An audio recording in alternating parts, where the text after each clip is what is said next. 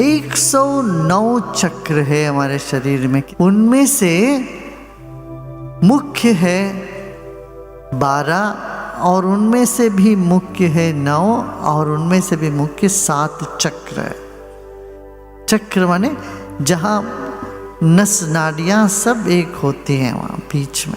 तो हमारे शरीर में कई चक्र है। एक मूलाधार चक्र जहाँ रीढ़ की हड्डी शुरू होती, गुद प्रदेश है, गुद प्रदेश के पास है वो मूलाधार। उससे ऊपर है जननेंद्रिय के पीछे वो स्वादिष्टान चक्र।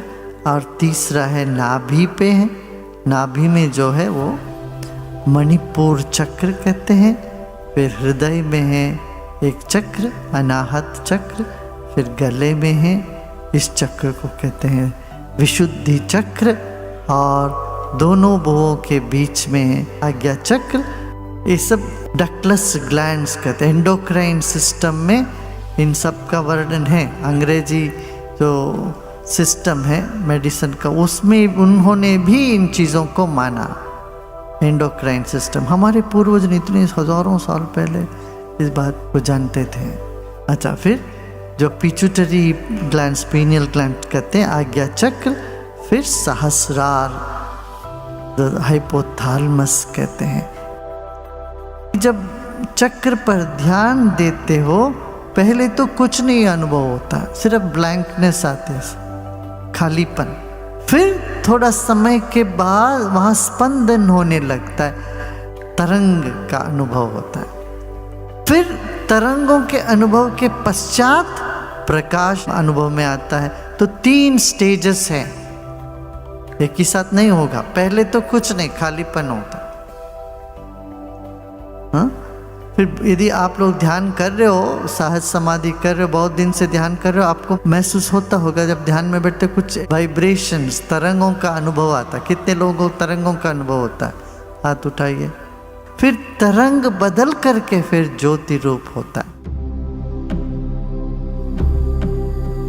घर में कोई सो रहे हो तो उनके सिर के ऊपर 12 अंगुल के बीच में ऐसे हाथ करो, उनका नाम लो या सिर्फ हाथ करो तो वो जग जाएंगे। उनको छूने की जरूरत नहीं। हमारा सूक्ष्म शरीर 12 अंगुल पर खत्म होता है। मन इतना बड़ा है, इसको वैज्ञानिकों ने केरलियन फोटोग्राफी वगैरह लेके तुम्हारे आभा मंडल का चित्र भी निकालते हैं अभी। और तुम ध्यान करते हो, सुदर्शन क्रिया करने के बाद आभा मंडल का चित्र लो और पहले लो, बहुत बड़ा फर्क होता है। हमारा सूक्ष्म शरीर स्थूल शरीर से बड़ा है। जब सूक्ष्म शरीर सिकुड़ता है तब हमको अच्छा नहीं लगता। भाई, जब भी आपको अच्छा लगा, खुशी महसूस हुई, उसके साथ क्या अनुभव हुआ? ऐसा लगा कुछ फैलता हुआ अनुभव में आया। जब दुख होता है तो क्या अनुभव करते हैं? जैसे कुछ सिकुड़ गया हो, जैसे कोई चीज सिकुड़ता हुआ अनुभव करते हैं। ये जो चीज है जो सिकुड़ता है और फैलता है, यही हमारा मन है, यही हमारी चेतना है। तो ना समझ लो, आत्महत्या करते हैं। पता क्या हो रहा उनके साथ? उनका मन सिकुड़ गया, अब शरीर रहने के लिए अच्छा नहीं लगा। अरे भाई कुछ नहीं, थोड़ा सा फूंक मारो,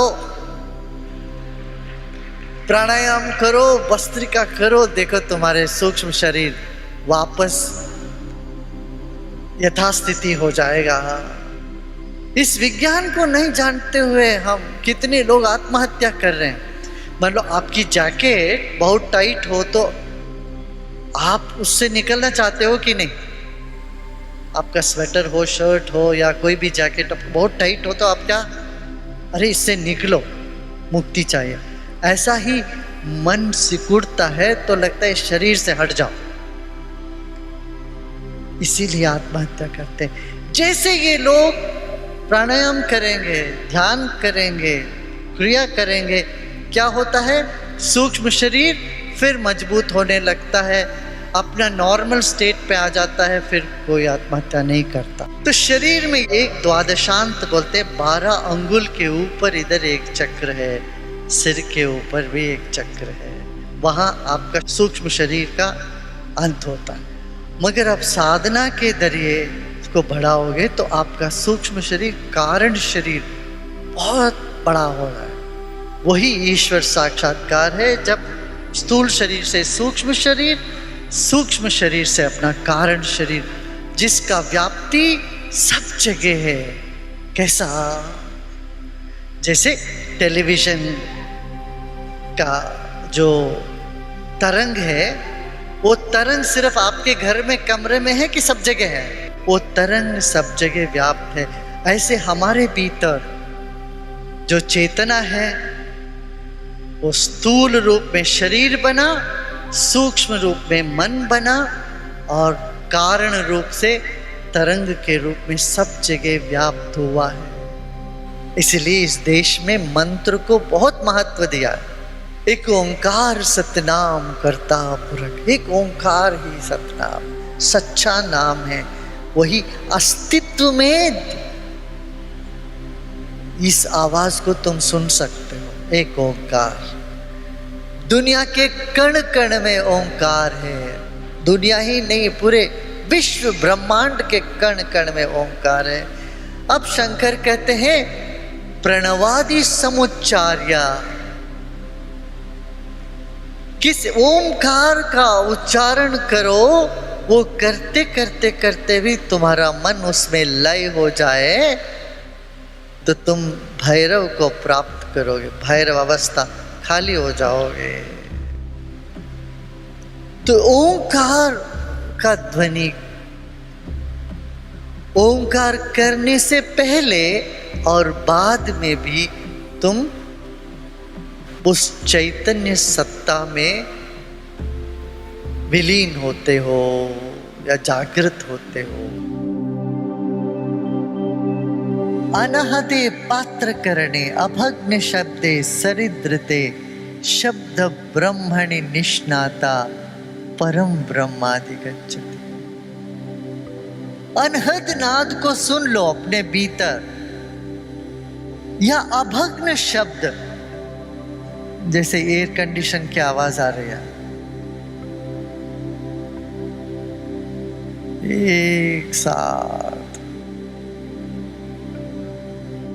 या एक झरना, पानी की झरने का आवाज सुनते सुनते सुनते सुनते तुम शांत। जब लोग आत्महत्या करने जाते हैं, जब पानी में कूदने के लिए लोग जाते हैं, कम लोग मरते हैं उसमें, पता है? वहाँ पानी के किनारे जाके बैठते ही या देखते ही कुछ मन में होने लगता है, कुछ मन शांत हो जाता है। वैसे तालाब में, नदियों में कूद के मरने वालों की संख्या बहुत कम है, पंखे में लटकर के मरने वाले ज्यादा। जल के स्रोत के पास बैठ के उसकी धारा की जो खलखल को सुनते रहो, वो खलखल की आवाज में, नीरव में तुम अपने आप को खो देते हो।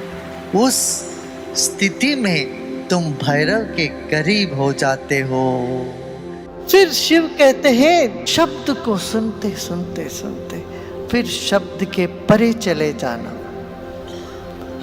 कि शब्द भी कुछ समय के बाद बोझ लगता है, भारी लगती है। आप सबको लगता ही है ना, बहुत ज़्यादा लाउड स्पीकर में बहुत ज़्यादा कोई भजन करते रहे या कोई भी गाना चलता रहे, लगता कब इससे मुक्ति हो।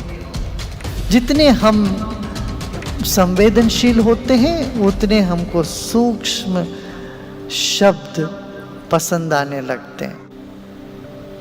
जो कम संवेदनशील है हार्ड रॉक पसंद करते हैं, एकदम मोटा वो रॉक बैंड। उससे क्या होता, हमारे शरीर के अलग अलग चक्रों पर भी इन नाद का असर होता है। बेस ऑफ द स्पाइन, पहला चक्र पर रॉक बैंड का असर होता है, इसलिए उनको अच्छा लगता है। फिर वहां से ऊपर जाएंगे, नाभि, नाभि में तंतुवाद्य का असर करता है। आप सितार बजाइए, वीणा बजाइए, या कोई मेटालिक स्क्रैच होता है ना, कहाँ आपको अनुभव होता है? कोई लोहे का कुर्सी या कुछ खींचे तो आपको उसका असर कहाँ पड़ता, बताओ? पेट में पड़ता है। नाभि से हृदय तक तंतुवाद्य का है।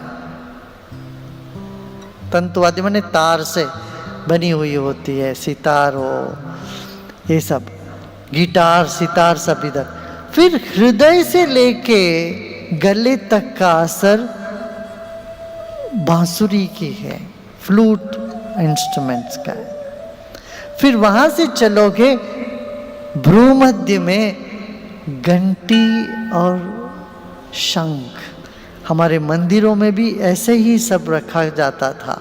सबसे बाहर बड़े बड़े नगारी, नबत्तु, ये ड्रम्स, ये सब रखते थे। उधर से नीचे जाते जाते गर्भगृह में सिर्फ घंटी होती है, छोटी सी शंख होते हैं, घंटी होती है। अब बच्चों को सुलाना हो तो रॉक म्यूजिक लगाओ, कोई बच्चा नहीं सो पाएगा दुनिया भर के। उनके लिए क्या कहते हैं, जिंगल बेल, जिंगल बेल, छोटी सी घंटी, छोटी सी आवाज हो, तरंग हो, जल तरंग, पियानो, इस तरह की इन चीजों से बच्चे सो जाते हैं, शांत हो जाते हैं। बच्चा बोलने से पहले गाता है, पहले गाए आप बोले, गाते हैं। हर व्यक्ति जीवन में गाते हैं, चाहे शवर के नीचे भी गा ले। संगीत भी एक माध्यम है। यहाँ शिव कह रहे और संगीत के माध्यम से भी तुम